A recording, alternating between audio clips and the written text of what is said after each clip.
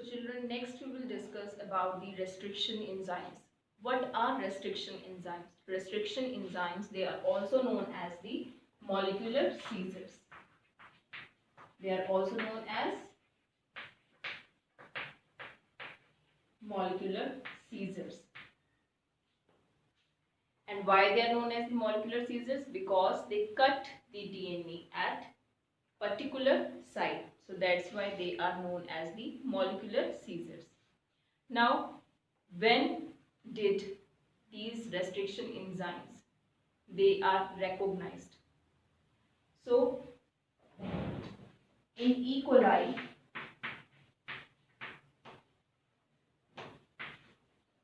two enzymes that were recognized,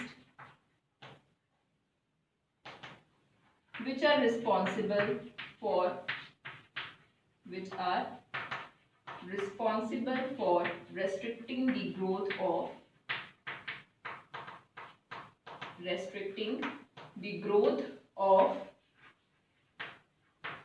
bacteriophages.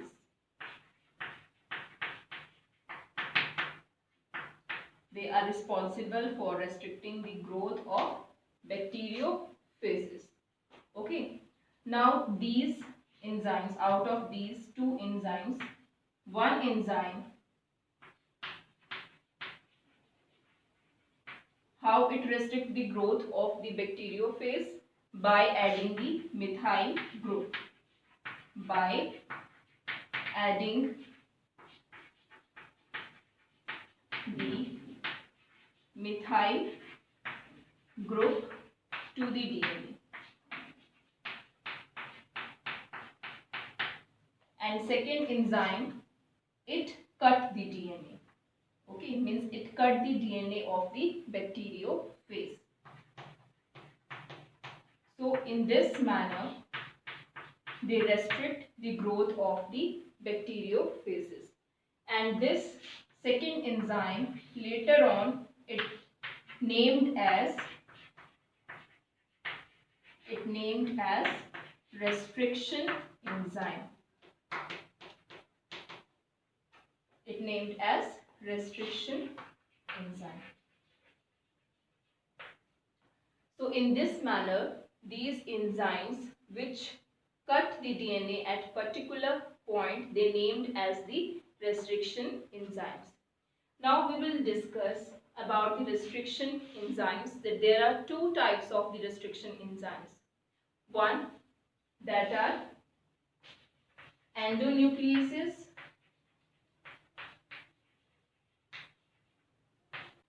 and second, that are the exonucleases.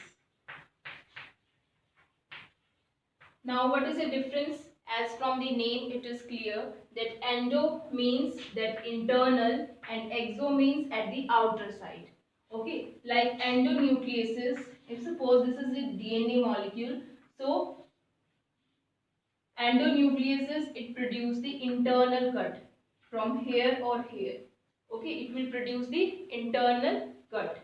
And exonucleases, if suppose this is the DNA molecule, so they produce the cut at the ends. Okay, means in the outer side.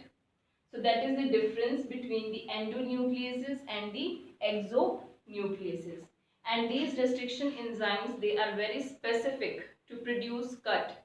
Means they provide the cut at a particular point only. And that point, that is known as the restriction sequence or recognition sequence for the restriction enzyme. Now next we will discuss about that first restriction enzyme that was recognized. So it was Hint second, and Hint second, it produces cut.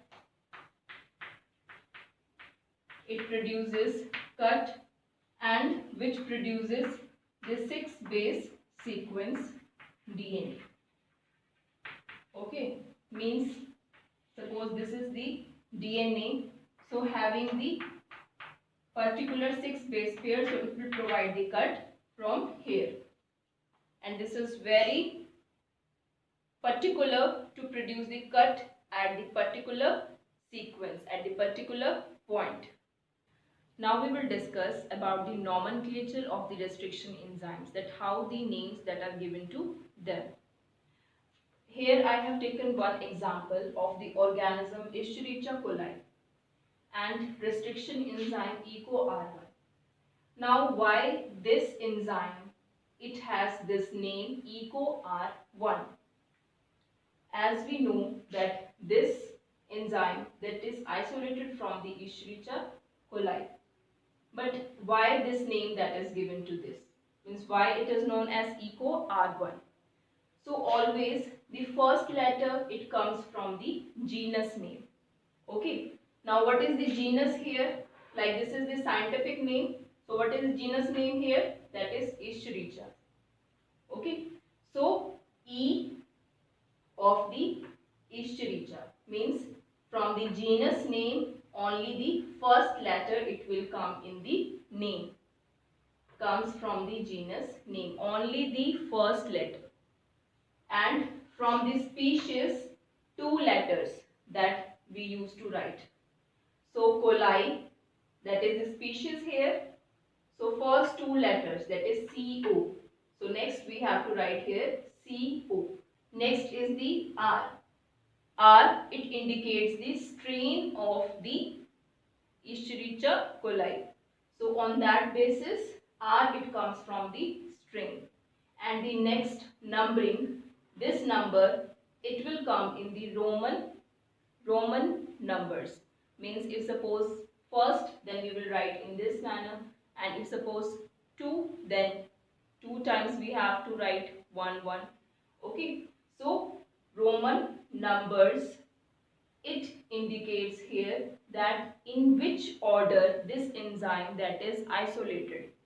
If suppose 1 is there, it means that this enzyme, it is first isolated from the Escherichia coli. And if suppose it will be EcoR13, it means that 13th is the number of the enzyme in the order in which it is isolated from the Escherichia coli. So in this manner, the naming of the restriction enzyme, it occurs. Next, children, we will discuss about the restriction enzymes. As all of you know that restriction enzymes, they produce cut at a particular site in the DNA sequence. Okay. Now here in this example, we are showing that one DNA, that is the vector DNA, means the plasmid DNA, and one is having the foreign DNA. And what is recombinant DNA? What happens in the recombinant DNA? How it is formed? When the foreign DNA that is inserted in the plasmid DNA. Okay. But how this foreign DNA from the host organism it is isolated? How it is isolated? With the help of the restriction enzymes. And here also from the plasmid DNA, the restriction enzyme, it cut the DNA at particular site. Now look here that this is the foreign DNA, okay, having this sequence, and the same sequence that is present in the plasmid DNA also, okay, means the foreign DNA and the plasmid DNA, they have the same sequences.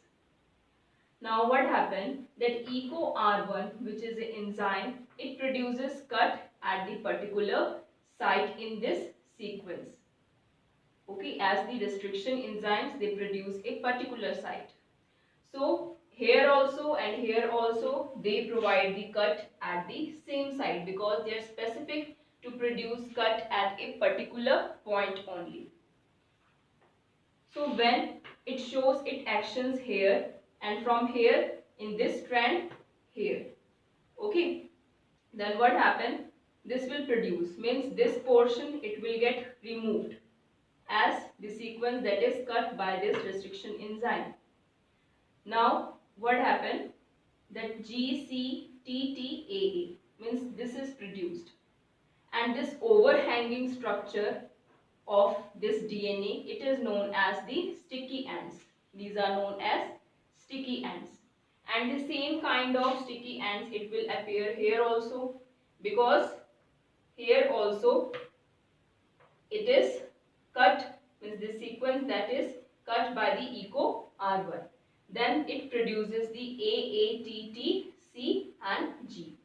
This will be reduced. Now this is also the sticky ends here. Okay. Now both of these sticky ends, they will join together. They join together here. It produces G, A, T, T, C, then C, T, T, A, G. Okay. This one and this one, as they are complementary to each other, then they will join together. By the help of which enzyme? By the help of DNA ligase enzyme. Okay, here these DNA strands that are shown in the open form. But actually how they are formed? This recombinant DNA, it is formed in this manner. This is this foreign DNA and this is the plasmid DNA. And how the cut that is produced means how these sequences, they produce the sticky ends and then join together in one rDNA. Okay, and then this rDNA, it is transformed into the host cell for producing the multiple copies. Now, why these sequences? That should be same here, so that one restriction enzyme, it can produce the cut, means it produces the cut and produces the sticky ends, and these sticky ends, it will be complementary to each other. And one more thing, that restriction enzymes, they always produce cut at the palindromic sequences. At the palindromic sequences. Palindromic sequences means that we can read, when we read from both the ends, it seems to be same.